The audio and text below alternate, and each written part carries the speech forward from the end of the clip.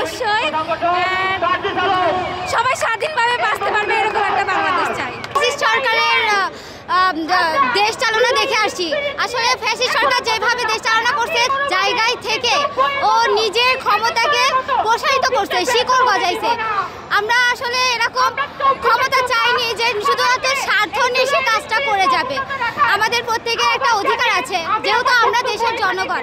আমাদের বাংলাদেশটাকে ও সৌর সরকার নিজের মতো করে মানে তৈরি করে নিছিল। আমরা চাই আবার 25 সালে আমাদের বিদ্রোহের মনোভাবটা যেন থেকে থাকে, একটা সুন্দর দেশটা গড়ে ওঠে।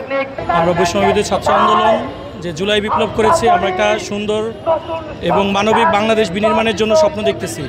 কারণ আমাদের যে ভাইরা এই জুলাই অভ্যুত্থানে যে আত্মত্যাগ করেছে এবং যারা আহত হয়েছে, তারা একটা স্বপ্ন নিয়ে, একটা আদর্শ নিয়ে এই আন্দোলনে হয়েছে, শুধুমাত্র একটি নির্বাচনের জন্য না। এ আর কি আমরা চাই যে আগামী বাংলাদেশ চাঁদাবাজ মুক্ত, সন্ত্রাসী মুক্ত একটা বাংলাদেশ। আমরা চাচ্ছি এই যে স্বৈরাচার যে পতন হয়েছে, এই স্বৈরাচার যাতে দ্বিতীয়বার না আসে সেইভাবে প্রস্তুতি নিতে হবে। এই যে কিছুদিন পর পর এক একটা হোঁচট করে, কালকে এই প্রোগ্রাম নিয়ে যে ষড়যন্ত্র চলেছে, এইসব যাতে না হয়। একটা সুন্দর সুষ্ঠু বাংলাদেশে যেখানে কোনো চাঁদাবাজি দখলদারি থাকবে না, যেখানে শান্তিপূর্ণ থাকবে, যেখানে মানুষ নিজের কথা বলতে পারবে, ভয় করবে না। এত বছর মানুষ ভয় করেছে কথা বলতে, মনের কথা বলতে পারে নাই।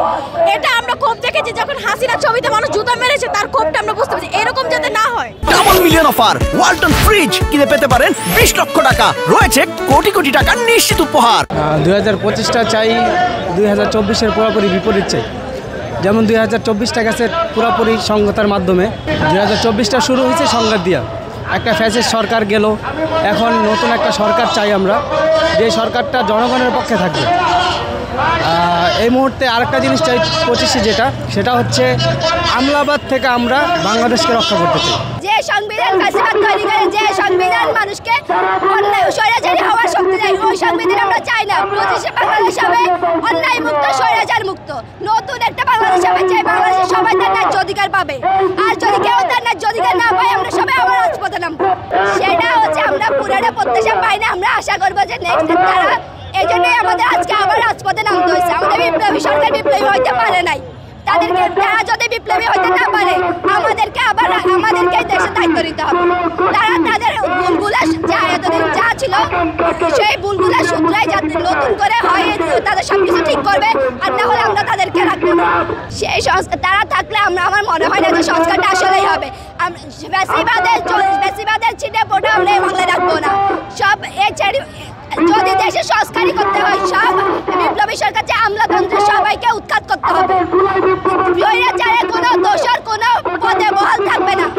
মানে বৈষম্য ছাড়া আর আওয়ামী লীগের দালাল মুক্ত প্রতিটি যত আমলা আছে ভাই, পুলিশ লীগের যত পুলিশ কর্মরত আছে, মানে উপর লেভেল থেকে নিচ পর্যন্ত সকলকে সরাই দিতে হবে। নতুন করে নিয়োগ দিয়ে মানে নতুন বাংলা চাই। যদিও বিপ্লব হয়েছে, কিন্তু তারা তো সবসময় বিপ্লব ব্যাহত করার চেষ্টা করে। এই জন্য আমলাতান্ত্রিক বাংলাদেশে সকল আমলা অপসারণ করা প্রয়োজন ভাই। যেখানে কোনো বৈষম্য থাকবে না, সবাই নিরিবিলি বসবাস করতে পারবে।